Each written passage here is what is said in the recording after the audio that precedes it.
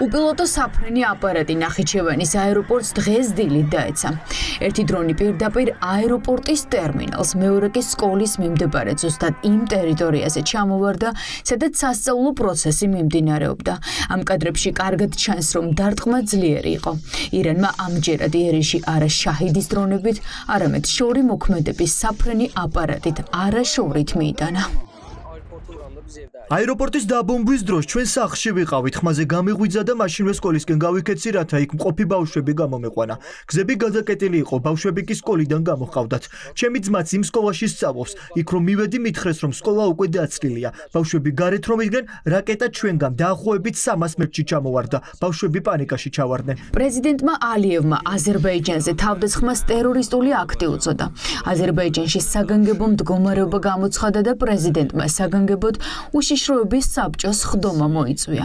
ალიევი ტერორისტული აქტის ჩამდენ პირებს რკინის მუშტით განადგურებით დაემუქრა და ოფიციალურ თეირანს ტერორისტების დასჯა მოსთხოვა. Bugün İran tərəfindən Azərbaycan ირანის ლაჩრული ცეცხლის ქვეშ მოექცა ნახიჩევანის საერთაშორისო აეროპორტი, მისი ტერმინალი, სკოლა და სხვა ობიექტები. აზერბაიჯანი მკაცრად გმობს ამ ტერორისტულ აქტს. პასუხისმგებელი პირები დაუყოვნებლივ უნდა დაისაჯონ. ტერორისტული აქტი, რომელიც ირანმა ჩაიდინა, ყველა სხვა ფაქტორთან ერთად წარმოადგენს ირანის უმადურობის მაგალითს.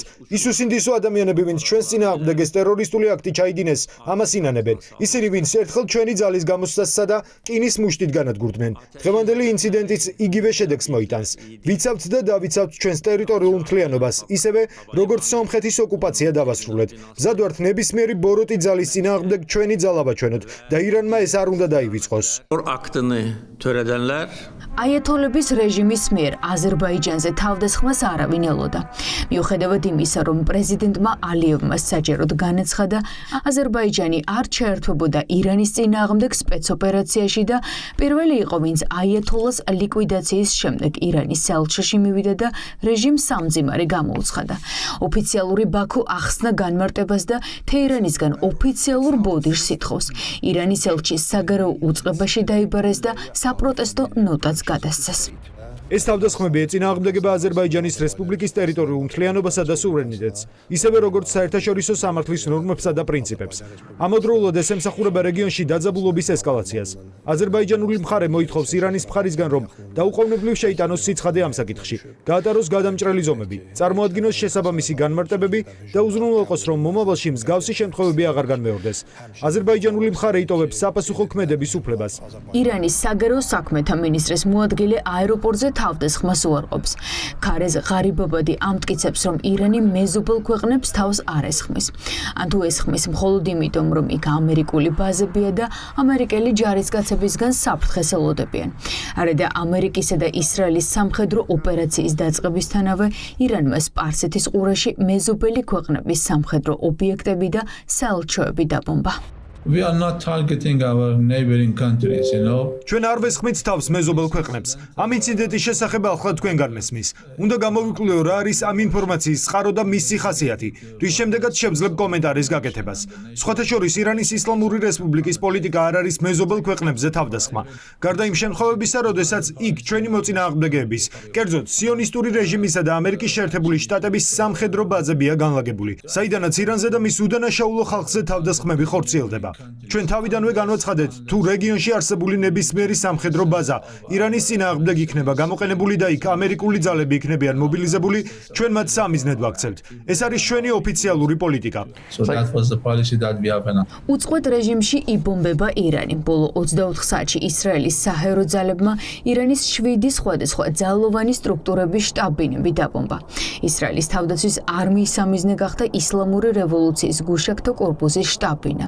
დაზვერვის სამმართველო შტაბ-ბინა, ბასიჯთეს შტაბ-ბინა, შიდა უსაფრთხოების ძალებისა და კიბერთავდასხმების უწყების შტაბ-ბინები, ასევე შიდა უსაფრთხოების იმ უწყების შტაბ-ბინები, რომელიც პასუხისმგებელია დემონსტრაციების ჩახშობაზე. on the war front. ჩვენ რბილად რომ ვთქვათ, ომის ფრონტზე ძალიან კარგად ვმუშაობთ. ჩვენ წარმატებას 10 ბალიანი შკალიდან დაახლოებით 15-ით შევაფასებდი. ეს სინამდვილეში არის ერი, რომელიც კონტროლიდან იყო გასული. მათი ხელმძღვანელობა სწრაფად იშლება. ყველა, ვისაც ლიდერობა სურს, საბოლოოდ კვდება. შტატების პრეზიდენტი ხუთღიანი სამხედრო ოპერაციის შედეგებით კმაყოფილია. ამერიკის ომის მინისტრი კი ამბობს, რომ ბოლო დღეების განმავლობაში ამერიკამ ირანში ისტორიულ წარმატებას მიაღწია.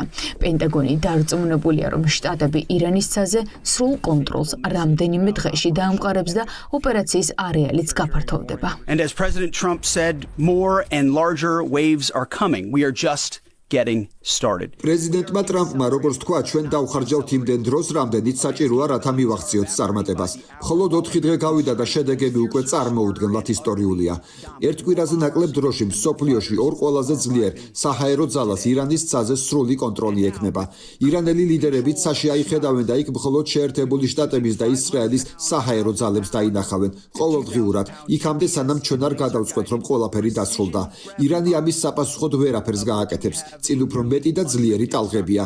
ჩვენ მხოლოდ ახლა ვიწყებთ, როცა ირანის ცაზე სრულ კონტროლს დავამყარებთ, შეერთებული შტატები 500, 1000 და 2000 ფუნტიანი ბომბების ჩამოყრას დაიწყებს. შტატებისა და ისრაელის სამიზნეს სამხედრო და ბირთვული იარაღის ბაზებია. დღეს საჰაერო ძალებმა ირანის ქურთები დასახლებულ რეგიონში მდებარე იმამალის სამხედრო ბაზა დაბომბეს. რეჟიმი ამბობს, რომ მზად გაცილებით მძიმე სცენარისთვისაც არიან. امروز فرماندهی جنگ با قرارگاه مرکزی სიონისტური რეჟიმის ბევრი ქუჩა და ადგილი ღაზას ქუჩებს დაემსგავსა. ეს არის ჩვენი ძვირფასი ადამიანების, ისლამური რევოლუციის გუშაკთა კორპუსის, სამხედრო საჰაერო ძალების, მართლაც აღმაფრთოვანებელი და საამაყო თავდასხმითი ძალა.